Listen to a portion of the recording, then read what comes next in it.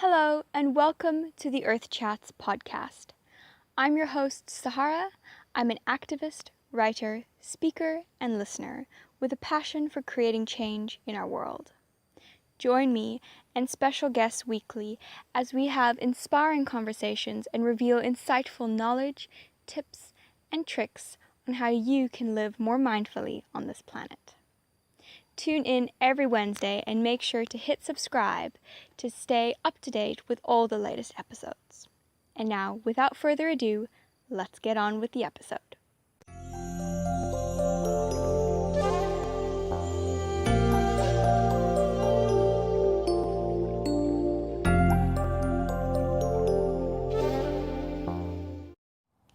As a special gift to our listeners, BMDM Digital has created a 52-page free social media training guide that will help you ignite your social media. You can download your free copy in the link below. And now, without further ado, let's get on with the rest of the episode. Welcome to Earth Chats, Mary Jane. Today we have Mary Jane on the podcast, who is an absolutely wonderful lady and a big supporter for me as well. She's helped me with so many things with my campaign and stuff. So I thought I have to have her on the show to talk about the things that she's doing. So welcome, Mary Jane. Let's start off with a bit about yourself. Hi, thank you so much for having me. A little bit about myself. I'm 25 years old. I am a creative. I love working with my hands and helping other people. I grew up on a farm in Caledon and studied in Stellenbosch. I completed my honours in kinderkinetics and then worked with kids for 2 years before moving to Knysna. I've been here now for I think just about a year and a half, and just love being adventurous and seeking out new things to do, and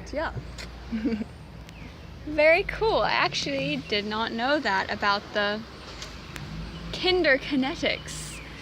Anyway, so you run this amazing and beautiful space, the Node, which if you guys follow me on social media, you'll see that I'm almost here all the time, and I hold most of my events here. So can you tell us a little bit about it and how you started the Node? Okay, so it started with maybe an idea that turned into two ideas and submerged back one into one. And it took about, I would say, half a year to formalize. And it took a lot of planning. And I think my aim with starting my own business, well, firstly was to learn more about business from my parents. And just doing a practical side of business really, but also just to help other people. And I don't know, that's where the artisanal side came in, because I just feel like a lot of the artisans in South Africa don't have a place to showcase their stuff and get their name out there, and just a place where people can see the amazing stuff they're doing. Markets are a very cool place to find them, but in your everyday life, throughout shops and things, they don't get exposed enough, I feel. So then my ethos started with that, and obviously a juice bar, who doesn't like juices? And the healthy side of things is also, I feel like Knysna needed something like that. There's nothing like it in Knysna. True. Yeah. Very, very true. There is nothing like it, and that's why I'm here all the time. So you obviously love our planet and creating positive change. When did this journey start for you? Because I know if you go into the Node, there's lots of plastic-free things and reusable straws and lots of local stuff. So I'm curious to know where this journey kind of began for you. If I had to think about it, I think from growing up on a farm and being around nature when I was a kid, I used to sit in the garden and play for hours with the fairies running around. I used to make fairy huts. Yes, and I used to make little towns out of clay and sand and make little houses out of leaves and sticks. I've always had that connection, I feel. And then obviously moving to the city and things, it made me actually more aware of how disconnected we become to nature. And even when I find myself in Cape Town, I feel very I don't even know how to explain it, like something's missing. Yeah. You know, like you're surrounded by all this concrete, and then I just take, for example, when I drive back into Knysna from visiting Cape Town, the feel I get is that welcoming, I don't know, and I want to link that to the nature here because it's so uninterrupted still. So I would say, from a very young age. Sorry, just another surprise question. When did you move to Cape Town? So I grew up in Caledon on a farm, and we moved to Gordon's Bay specifically in 2002. Okay. And then we've been living there ever since. So you were, how old were you? So you were I quite was young. in grade 2, yeah. Okay, wow. Yeah. And like even that shift, it really disrupted me in a sense when I was a kid. Yeah, I can imagine. Yeah. Because I know, I also grew up, just out in Renendal, which for those of you guys that don't know, Renendal is like a rural area outside of Knysna. And Knysna's like a small town, so Renendal is like the sticks, as you would say. It's the farmland. So I've grown up, just there. And I have it even worse because, I've never lived in a city. I've only ever been to Cape Town for no more than 3 days. So I have it even worse. So if I come into Knysna and then I drive back home to Renendal, I'm like, peace. Exactly, that feeling. Yeah. You get, But no, we are so lucky to live here. We are so lucky.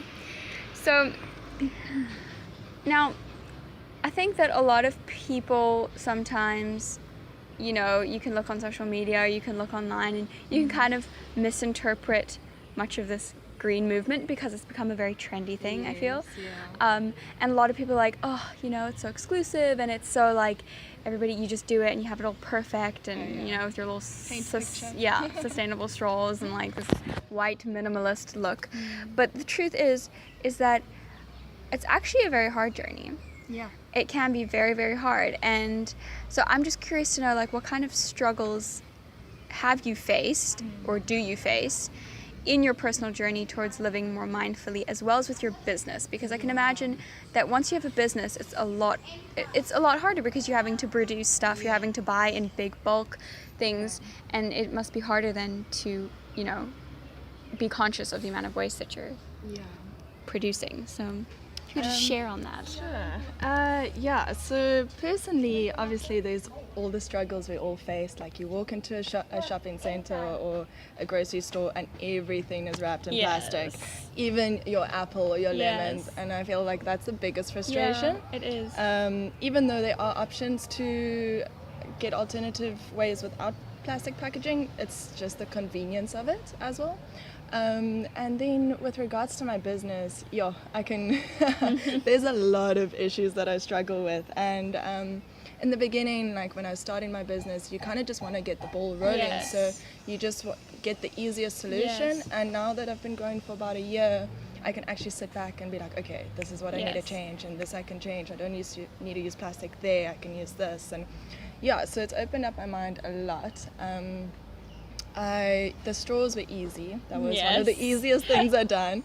But then with regards to packaging, I freeze everything in plastic. We package everything in plastic. It's, things last longer in plastic. That's the thing, is plastic it's such a convenience that it's inconvenient. Yeah, so it's using your creative brain just to find alternative ways. And a lot of things have come my way to make a change. Yeah. Good. Yeah, no, it's such a struggle. Sometimes you just want to pull your hair out. You think, okay, we're doing it. We're ordering our stuff package free with the bulk lady in Plet, because there's a bulk lady in Plet who does stuff package free. And then, something happens and then she can't make it and then you have to buy in plastic, and it's just it's I take when I go and get takeaways, I take my own container, but then they'll bring my container in a plastic bag. Yes. No, that's not what I want. No, I know. It's just, it can be so frustrating sometimes.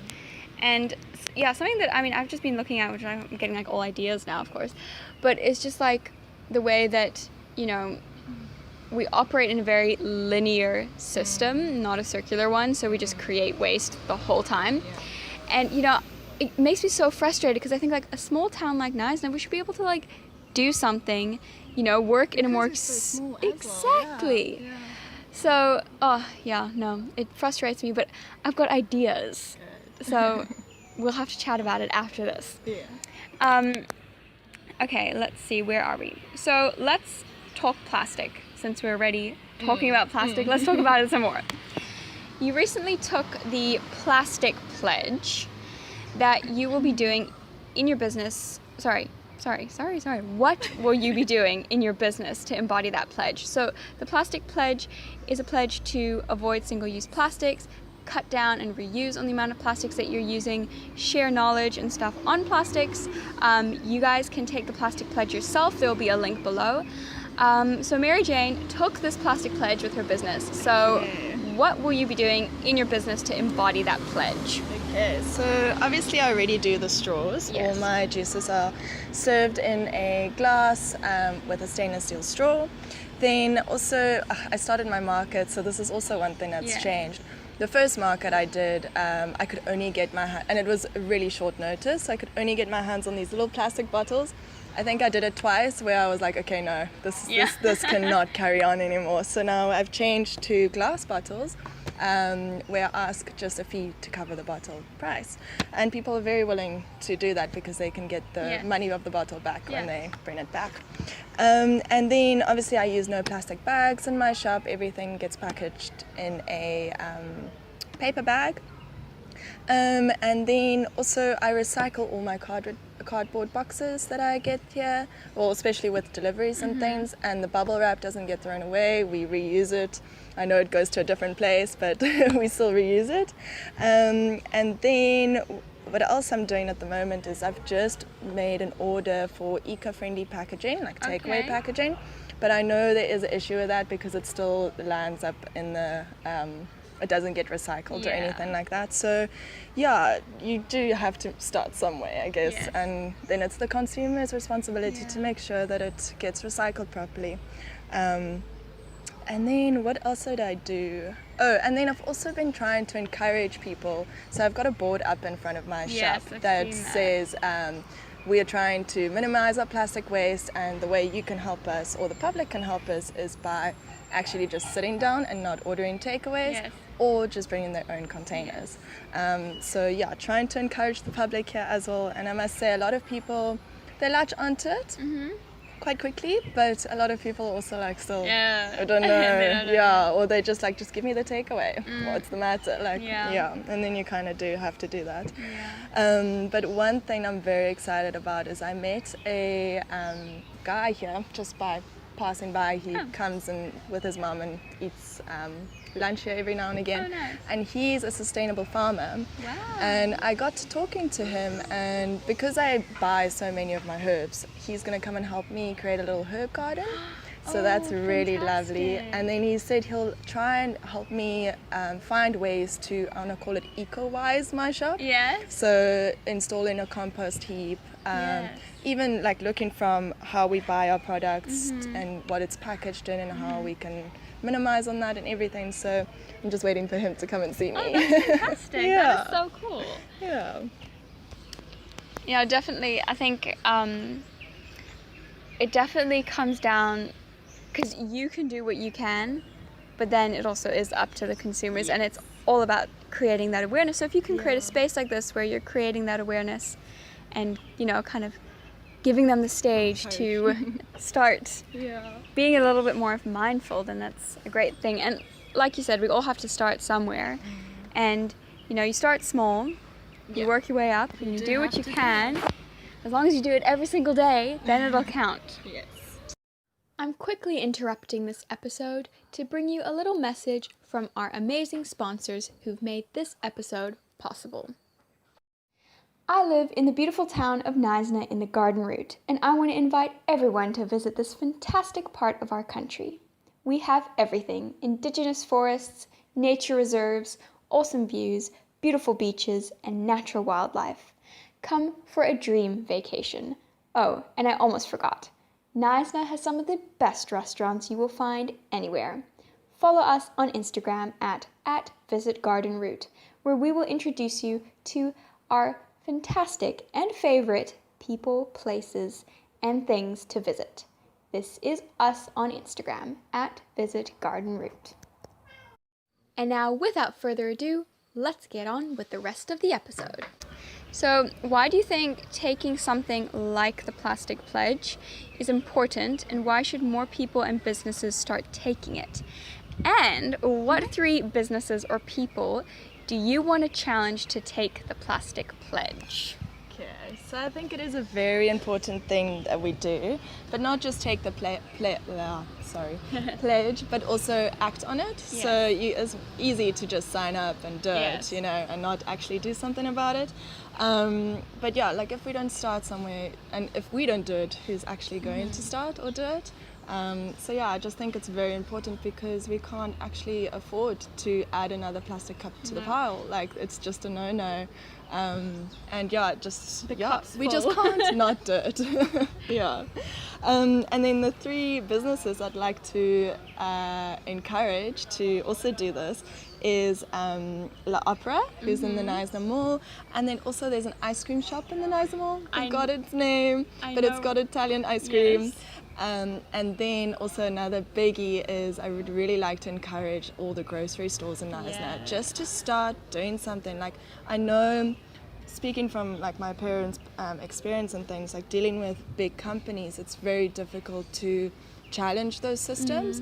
And even though it's a shop in Neisner, I mean, if one person starts challenging and they keep on challenging, something has to change. Yes, it has to change. And I would like to encourage the grocery stores just to find a way to minimize their use of plastics as well. 100%. Yeah.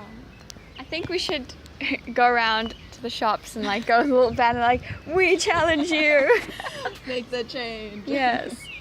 Okay, so as a business offering earth-conscious and health-conscious products, do you find that people and customers are becoming more open and aware of the choices that they make, or is there like kind of, the skeptical eye?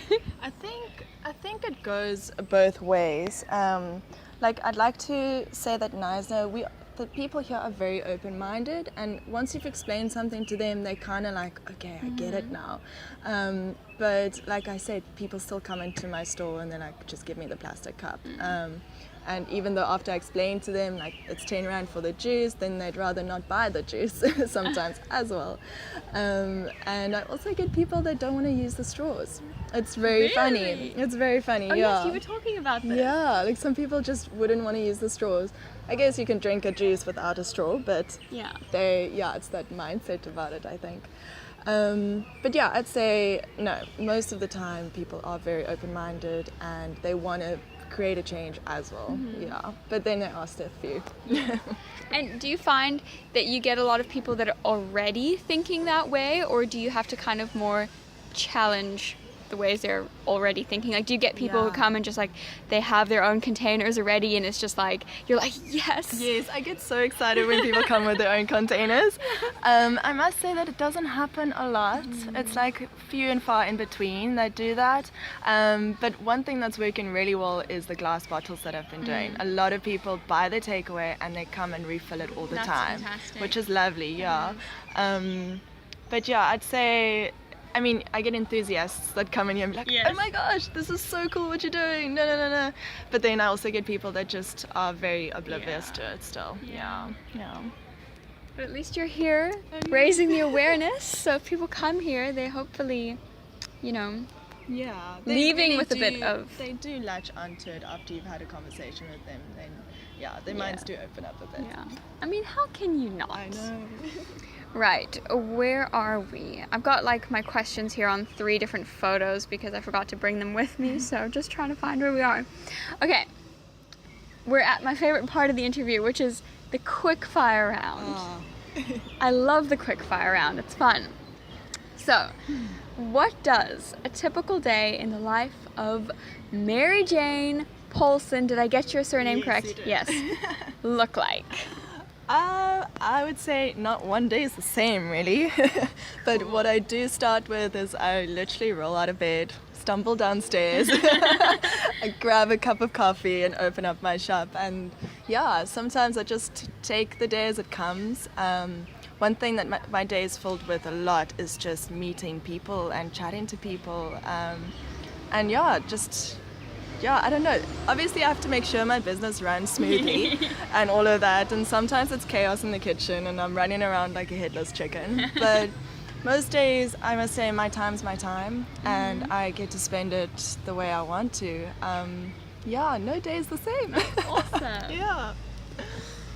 I can imagine having a place like this, you must have quite interesting conversations. Yeah, and you meet the most interesting people. Like, Nice is filled with them. It's wonderful. No, for sure. I mean, even just like doing this podcast, like, I've started to realize that there's so many people in Nysa that are like doing like really interesting things. Yes, and no one knows about it. Like, Exactly. yes, I know. Exactly.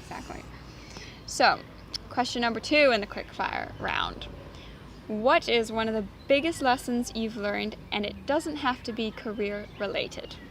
Biggest lesson I've learned. It is career related.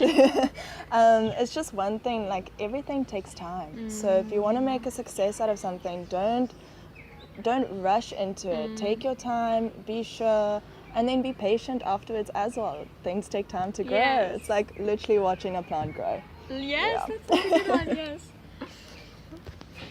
You have to water it and look after it if you want it to grow, people. You gotta look after it. Obviously. On the top of your head, what are 3 things you're grateful for in this moment? Definitely one, my friends and family. I don't think I would be here without them, without the support and guidance. Number 2 is this beautiful place that I get to call my office. I mean, where else do you find where you can work in a place like this every day? And then thirdly, I would say living in Nysa. It's honestly the most beautiful place, and yeah, I just want to, even though I sit in nature all day, I still want to go out and be in more nature. So yeah, just living here is amazing. Yes, and luckily we can go out and be in even more nature. Also, for you guys to have a visual, we're actually sitting like in the middle of town, but you'd never think that we're in the middle of town, except unfortunately you can hear the main road. But we're sitting under a big milkwood tree, and there's birds everywhere, and the sky is blue, and there's chameleons in the trees, and there's like little butterflies hanging in the trees, like not real ones, but wooden ones. And it's just an absolutely stunning spot. And also, because I've been bringing a lot of people here because I like have all my events and all my meetings here, and one thing that people always say, because this place used to look very different before you guys came here, it was completely kind of like run down, and everybody says, wow, I haven't been here in ages, this is amazing, this is like my new spot. And I'm like, yes, it is your new spot. So this is the sneaky number, question 11, the hard one. If we had one day to save the planet, what 3 things would we need to do? I actually told you how much I panicked about this question because I just first of all, think, oh my goodness, it's impossible. Like, what are we gonna do in one day? Like, I don't know.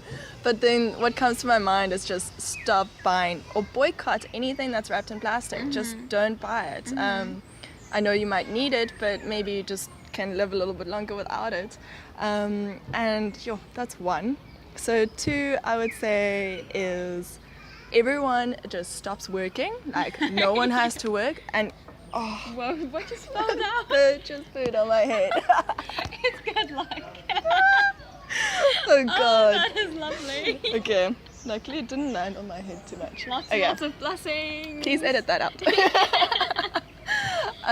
What was I saying? Oh yeah, everyone just has to stop work and we just start cleaning. Like, we just clean the oceans, the rivers, the cities, everything. And then my last one would be recycle everything. I think number 2, everybody's gonna stop working and clean up. It's gonna happen because a bird pooped on your head as you said it. Okay, so this is almost our last question. What piece of advice or actionable step can you give to our listeners to help them reduce their impact on the planet? And I see that on here I wrote, can you give our readers? And I do it almost every single time. I almost say readers because I'm used to doing blog posts. So I have to change that. But what piece of advice or actionable step can you give our listeners today? Okay, so I think the best way to do something is just to actually start. So use your reusable straw, number 1. take a reusable bag into your when you go shopping. I mean, just create like a little kit that you have with you at all times in your bag, in the car, and in the boot, and at home, and 100%. just like and like you can't get caught off guard then Yes. because you are prepared to be inconvenienced. Yes. So Yes. yeah, you just have to do those little things. And I mean, it's not hard to put a few eco packages together and just place them in your spots where you know you'll need them. Yes. I love that one because I literally just wrote a blog post like on exactly that. I literally, Amazing. it was like 3 tips to like dish plastic or something, and like number 1 is be prepared.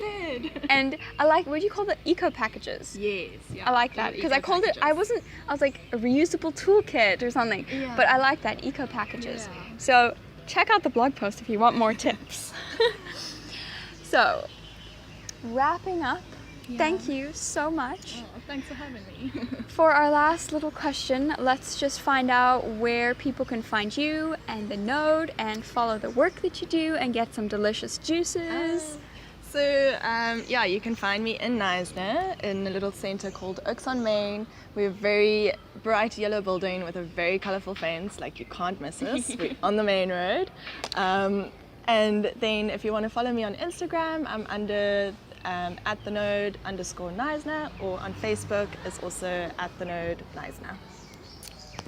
Awesome stuff. Well, thank you so much for coming on here today and chatting to us and getting bird poop on your head. It's all fantastic. It's been a wonderful day. Oh, thank you so much for having me. Awesome. And I'll see you guys next time. Have you taken the plastic pledge yet? I have.